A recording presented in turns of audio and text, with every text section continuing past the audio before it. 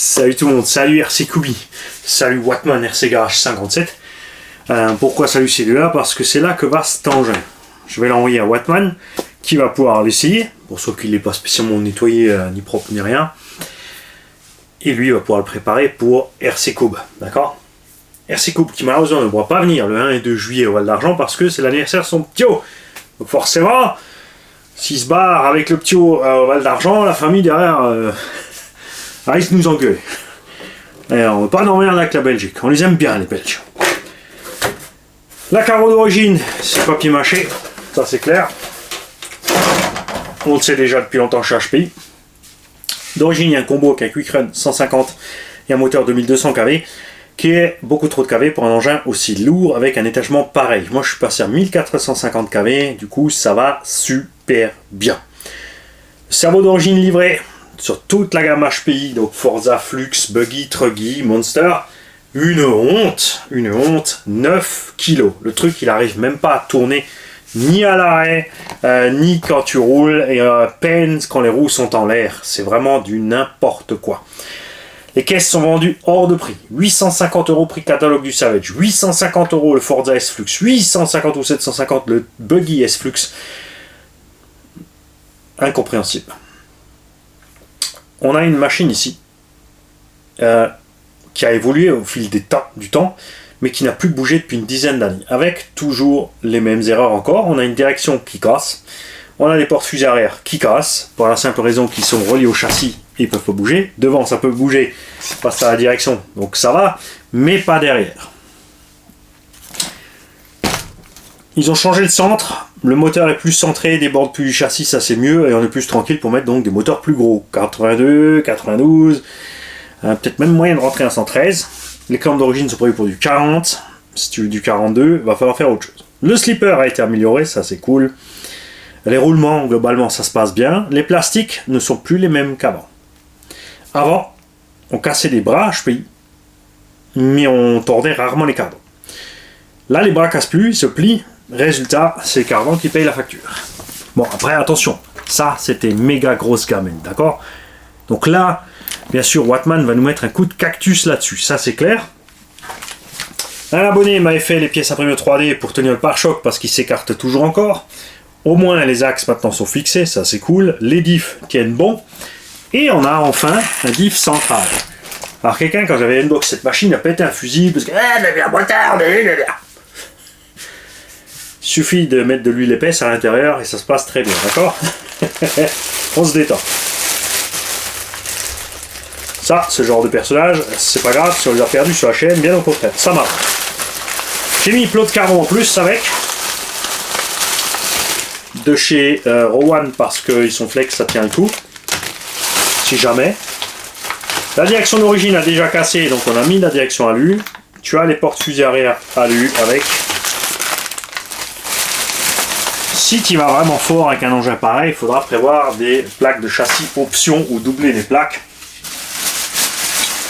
Personnellement, je suis allé moyennement fort, ça va, il s'en est bien sorti. J'ai enlevé tous les caches parce que les caches, toute la saleté reste dedans, c'est une catastrophe. C'est pas bien. Tu as des bacs d'origine de HP Savage Flux, ancienne génération avec, et toutes les fixations qui vont bien. Si tu veux passer sur les bacs normaux. Moi j'aimais bien ce truc là, bien sûr évidemment les batteries sont à découvert. Moi j'ai mis des hard case, ça pose pas de problème. Au pire, il y a une petite plaquette devant. Tu as bien sûr aussi, toujours encore, quand même, si tu veux, les fixations qu'ils ont fait avec.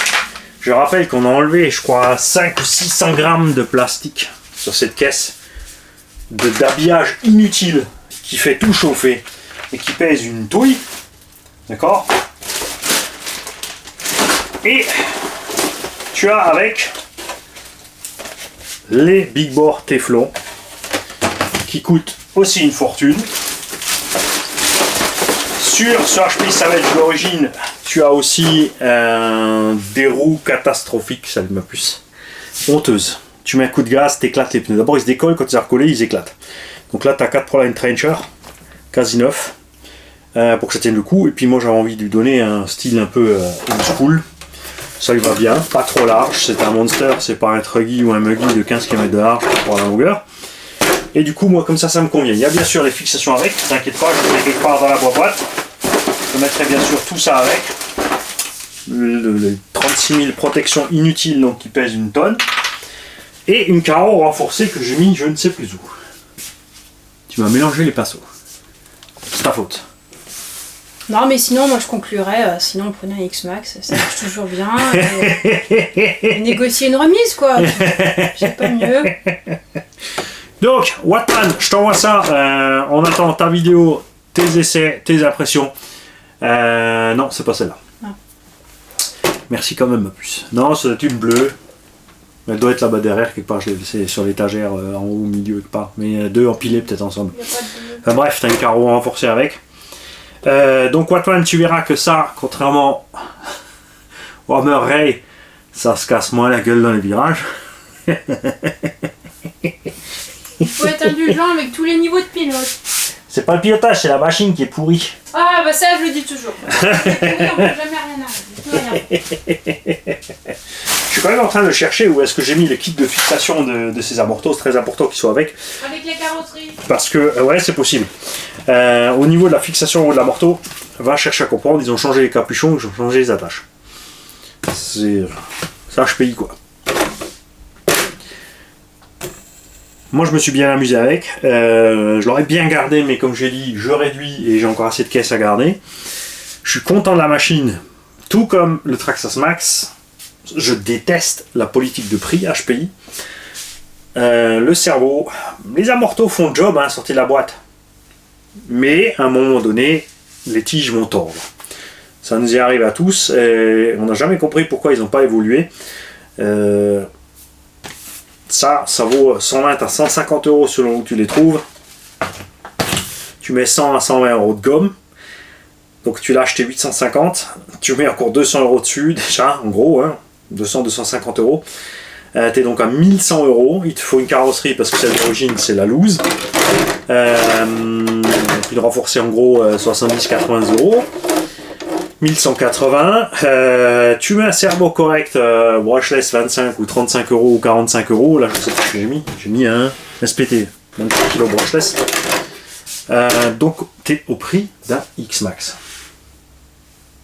Et quand cette bête est sortie, je sais pas pourquoi, il y a plein de gens, enfin je sais pourquoi entre temps, plein de gens qui étaient persuadés que cette machine avait la taille d'un X-Max. J'ai reçu des messages de partout, de gens qui me disaient ouais, 850 balles, c'est beaucoup moins cher qu'un X-Max, c'est X-Max Killer, gna gna gna gna. Tu vois bien que ce n'est absolument pas la taille d'un X-Max.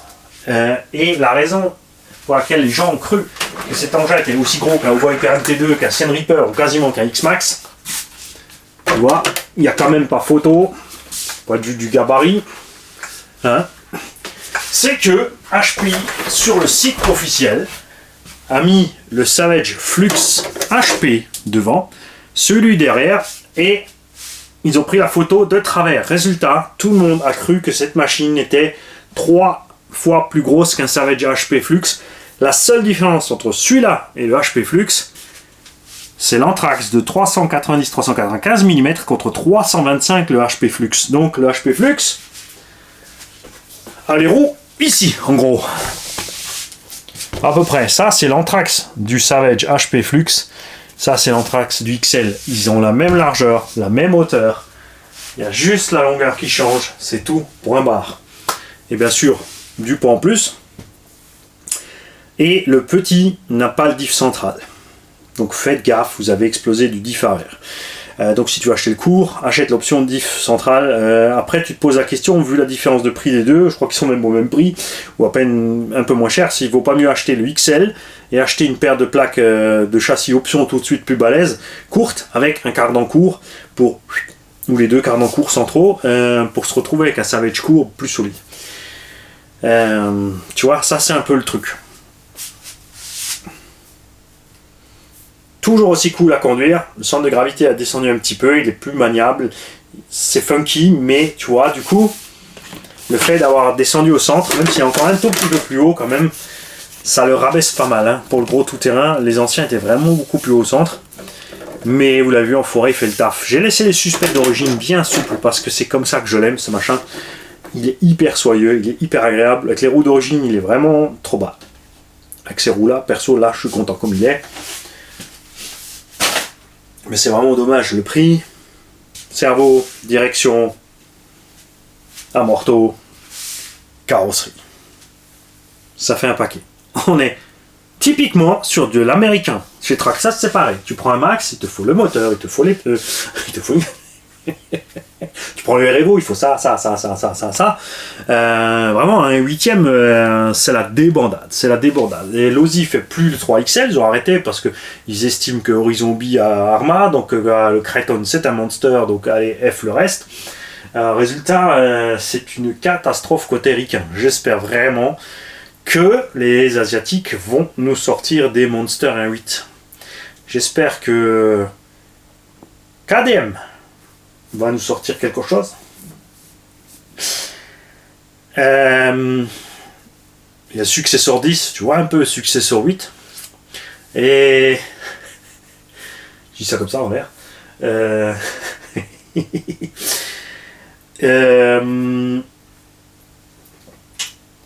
Nikon, je sais pas si je suis chaud pour faire un MT, mais ça ferait plaisir. Ça ferait vraiment plaisir. On a bien sûr le Hyper MTX. Moi j'aimerais encore une petite évolution sur le MTX 2. Des bras de suspension plus balèzes et des tiges d'amorto plus balèzes. Sinon, ben, reste le Traxxas Ereo. Je parle pas des muggy comme le Sledge, je te parle de Monster Truck, d'accord? Des engins au châssis plus haut au centre avec une boîte de réduction, avec des battements de suspension malades. Et du coup, ouais, tu vois, on est vraiment à la loose. On est à la dèche en Monster 1.8. Faut que ça bouge. Donc, c'est Wattman qui va vous faire les suites des vidéos des essais. Et ensuite, on le verra chez RC Coupe. Salut tout le monde.